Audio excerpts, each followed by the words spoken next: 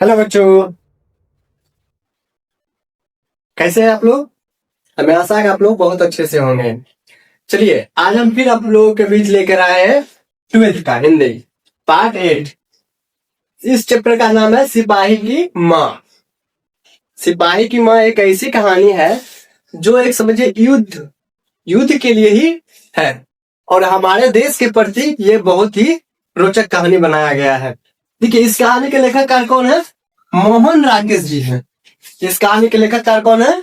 मोहन राकेश जी हैं।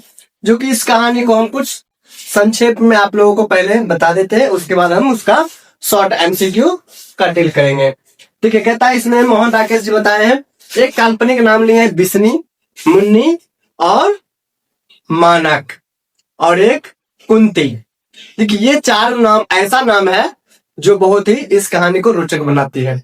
इस कहानी में क्या है, एक जर्मन सैनिक और बर्मा के बीच युद्ध चल रहा था, जिसमें युद्ध में बिस्नी जो थी बहुत लाचार असहाय महिला थी।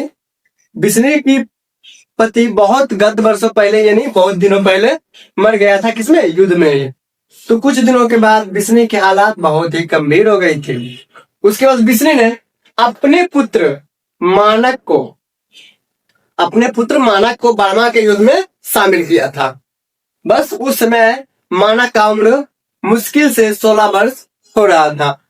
जब युद्ध में शामिल किया तो मुन्नी को काफी भाई के प्रति चिंता होने लगा था। यानी मुन्नी जो था मानक का बहन थी और वो जब युद्ध में गई थी तो सबसे ज्यादा चिंता किसको हो रहा था? मुन्नी को ही हो रहा था। किसके लिए? मानक के लिए। तो उसी तरह इस कहानी को हम लोग आगे लेके चलते। कुछ एमसीक्यू क्वेश्चन है जो एग्जाम के लिए बहुत ही मायने रखते हैं। चलिए हम लोग देखते हैं। पहले कुछ परिचय देते हैं मोहन राकेश जी का। जन्म कहाँ हुआ, कब हुआ, कब मृत्यु हो गए, कब उनका जन्म स्थान है, वो सब देखते हैं पहले। देखिए कहता है सिपाही की माँ के पाठ का लेखककार कौन है? पहला तो यानी लेखककार कौन है? तो मोहन राकेश जी हैं। यानी कौन है लेखककार? तो मोहन राकेश जी हैं। देखिए कहता है मोहन राकेश जी का जन्म कब हुआ? तो 8 जनवरी 1925 ईस्वी को हुआ था। कब हुआ था? 8 जनवरी 1925 ईस्वी को हुआ था। अब जब 8 जनवरी 1925 ईस्वी को मोहन राकेश जी का जन्म हुआ तो कहाँ पे हुआ था? यानी अमृतसर में हुआ था, जो पंजाब में स्थित है। और अमृतसर में किस जगह पे? तो जंडीवाला गली में। यानी कहाँ पे? जंडीवाला गली में हुआ था, अमृतसर पंजाब में। अब कहता है उनका निर्धन कब हो गया? तो 3 दिसंबर 1972 ईस्वी को उनका निर्धन हो गया था। कब हुआ था निर्धन? यानी 3 दिसंबर 1972 ईस्वी को उनका निर्धन हो गया था। अब कहता उनके बचपन का नाम क्या था? यानी उनको बचपन में प्यार से क्या बुलाते थे? जैसे हम लोग आप लोग सबको बचपन में कुछ ना कुछ निकनेम होता है, यानी प्यार से गांव घर में बुलाया जाता है। उसी तरह मोहन राकेश जी को भी गांव घर में बुलाते थे। तो उनको प्यार से गांव घर में मदन मोहन बोला जाता था। गुलानी मदन मोहन गुलानी बोला जाता था उनको प्यार से बचपन में। अब कहता है मोहन राकेश जी के पिताजी का क्या नाम था? यानी उनके पिताजी का नाम था करमचंद्र गुलरानी। करमचंद्र गुलरानी, जो वो पैसे से क्या थे? वकील थे। यानी वो क्या थे? वकील थे। अगर आपको क्वेश्चन देता है कि मोहन राकेश जी के पिताजी क्या थे, तो वकील थे। कहता है मोहन राकेश जी की माता का क्या नाम है? यानी माता का क्या नाम है? तो बच्चन कौर। यानी क्या है? बच्चन कौर है उनके माता जी का नाम है। देखिए फिर कहता है मोहन राकेश की शिक्षा।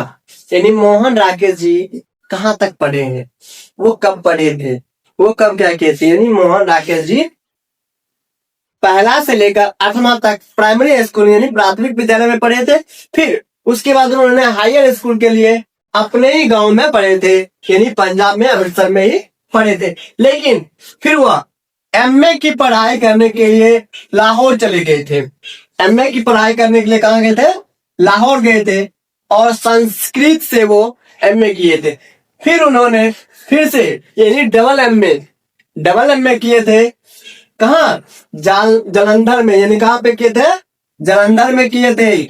और किस ऑनर्स से, हिंदी। अब कहता है राकेश मोहन जी वृत्तियां क्या है, इन्होंने क्या किए थे, यानी पढ़ लिख कर वो क्या कर रहे थे। यानी मोहन राकेश जी पढ़ लिख कर 1947 ईस्वी में प्रधानाध्यापक का पद हासिल किए थे हिंदी के लिए। यानी कहाँ पे, कॉलेज मुंबई में। यानी सबसे पहले उनको जॉब लगा था सरकारी में 1947 में प्रधानाध्यापक के तौर पे हिंदी साहित्य के लिए, और मुंबई कॉलेज में। फिर कहता है मोहन राकेश की कृतियां, इन्होंने क्या क्या चीज लिखे हैं। इन्होंने बहुत सी कृतियां लिखे थे, बहुत सी कृतियां में कुछ ऐसी कृतियां हैं। देखिए 1950 में इंसान के खड़हल, यानी इंसान के खड़हल को लिखे थे 1950 में। फिर 1947 में नए बादल लिखे थे।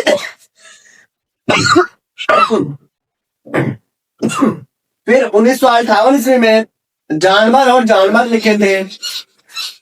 इसी तरह इनके बहुत से कृतियां लिखे थे इन्होंने, और बहुत से कविता भी लिखे, कहानी भी लिखे हैं। देखिए फिर कहता है बिस्नी किस एकांकी की पात्र है। अभी आपको हम बताए थे शुरू में ही, बिस्नी कहाँ एकांकी है, यानी सिपाही की माँ की एकांकी है। तो बिस्नी कहाँ की है, सिपाही की माँ की एकांकी है। कहता है मानक की माँ कौन थी, अभी जस्ट बताया था आपको, मानक की माँ कौन थी, बिस्नी थी। यानी बिस्नी का पुत्री मानक था और मुन्नी उसकी पुत्री थी। देखिए कहता है मानक की माँ कौन थी, तो बिस्नी थी। कहता है मानक कौन युद्ध में सिपाही से लड़ने गया था, तो द्वितीय विश्व युद्ध में उन्होंने बर्मा के साथ युद्ध हुआ था, उसमें गया था लड़ने के लिए। कब, तो द्वितीय विश्व युद्ध में, द्वितीय विश्व युद्ध में, बर्मा के युद्ध में उन्होंने क्या किया था, लड़ने के लिए गया था। फिर कहता सिपाही की माँ एकांकी में किसकी कथा वस्तु प्रस्तुत की गई है, यानी केवल उसमें माँ और बेटी की कथा के बारे में बताया है। यानी मुन्नी जो थी, मानक की बहन थी, वो कैसे अपने भाई के प्रति स्नेह रखती थी, और बिस्नी कैसे अपने पुत्र के प्रति स्नेह रखता था। अब देखिए इसमें किसका किया गया है, तो माँ और बेटी का। कहता है सारिका किसकी पत्रिका है, यानी सारिका एक एकांकी थी, पत्रिका थी, जिन्होंने मोहन राकेश जी लिखे थे। कौन लिखे थे, मोहन राकेश जी। कहता है मुन्नी डाक गाड़ी के पीछे क्यों जाती है, तो मुन्नी डाक गाड़ी के पीछे भैया का चिट्ठी, यानी भैया जो खत लिखते थे वो चिट्ठी लेने के लिए गाड़ी के पीछे दौड़ती है, जाती है। कहता है मानक बिस्नी से दूध की जगह क्या मांगती है, यानी जब मानक लड़ाई में थक के घर आते हैं तो उन्होंने क्या कहते, दूध की जगह क्या मांगते हैं, पानी मांग देते हैं। फिर कहता है ईसाई हसाई लड़कियां बिस्नी के घर आकर क्या मांगती है, यानी जब वह लड़की बहुत थक जाती है, थकने के बाद वह दूर दूर तक जाती है, उसको बहुत दिनों तक कुछ नहीं खाते, एक सप्ताह तक कुछ नहीं खाती है, तो उन्होंने क्या किया, हर थक के बिस्नी के घर गया और वहां से दाल चावल मांग रही थी। क्या मांग रही थी, दाल चावल मांग रही थी। कहता है 13 दिनों तक हम लोग भूखे प्यासे जंगल रास्ते में चलते हैं, यह किसने कहा था, यह किसने कहा था, जस्ट बताए थे। कौन बताई थी, ईसाई हसाई की लड़कियों ने बोली थी, यानी कौन, ईसाई लड़की।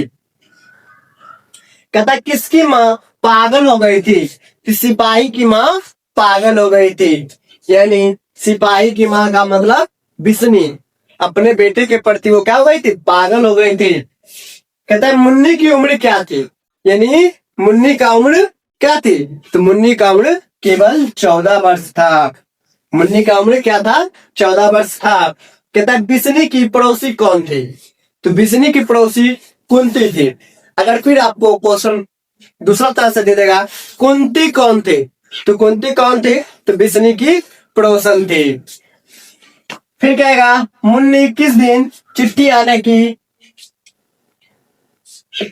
की भविष्यवाणी करती है, यानी मुन्नी जो थी वो अपने घरों में बैठ के बिस्नी के साथ भविष्यवाणी करती थी कि आज मेरे भैया का चिट्ठी आएगा। तो वह दिन कौन सा था, तो वह दिन मंगलवार था। वह दिन कौन था? मंगलवार था। देखिए कहता कौन कहता है मैं इसकी लाश ले जाकर चील कौवे के आगे डाल दूंगा? कौन कहता है? तो सिपाही कहता है। कौन कहता है? तो सिपाही कहता है। कहता है किसके कारों के मोती तारों की तरह चमकते थे?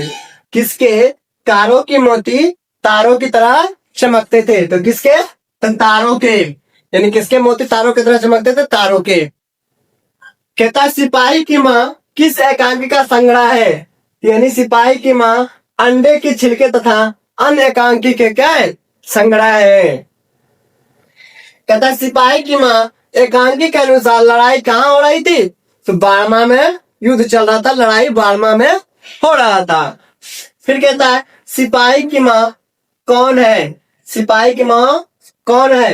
यानी सिपाही की माँ कौन है? तो बिश्नोई। यानी उसको प्यार से हम लोग क्या बोलते थे? बिश्नी बोलते थे। यानी सिपाही की माँ कौन थी? तो बिश्नोईद। यानी कहता है कुंती कौन है? अभी जस्ट हम आपको बताए थे कुंती कौन थी? तो पड़ोसन थी। यानी आपको पूछ देगा बिश्नी के पड़ोसी कौन थे? तो कुंती। कुंती कौन थी? तो पड़ोसन थी। किसकी? तो बिश्नी की। कहता है रवेश जया होता है। तो रवेश जया होता है क्या होते हैं? मोटे सूत की बनी चादर होती है। यानी रवेश जया होता है मोटे सूत की बनी चादर। क्या होता है? मोटे सूत की बनी चादर होते हैं। अब देखिए लास्ट क्वेश्चन है। कहता है सिपाही की माँ का मुख्य एकांकी क्या हो? यानी उनके मुख्य एकांकी यानी उनके पात्र कौन कौन से हैं? देखिए सिपाही की माँ में है बिश्नी है, उन्नी है, लड़की है, कुंती है, दीनू है, मानक है और सिपाही है। देखिए ये सब मिलकर क्या हुआ? एक कहानी बना था, रोचक कहानी बना था सिपाही की माँ। चलिए आप लोग इसी तरह बने रहिए और फिर हम आप लोग के नेक्स्ट कल लेकर आते हैं नेक्स्ट चैप्टर 9th पार्ट। ठीक है।